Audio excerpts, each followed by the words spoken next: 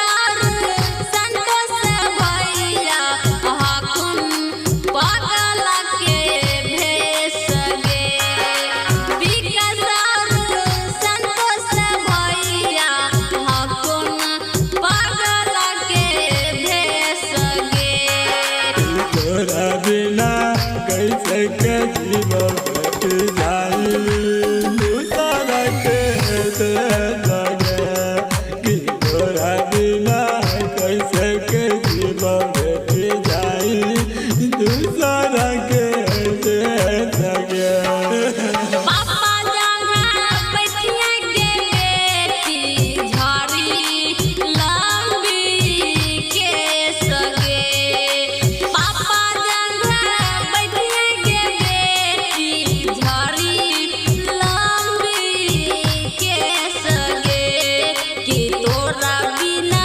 कैसे के जीवा बेटी जाही दूसरा के देश गे तोरा बिना कैसे के जीवा बेटी जाही दूसरा के देश गे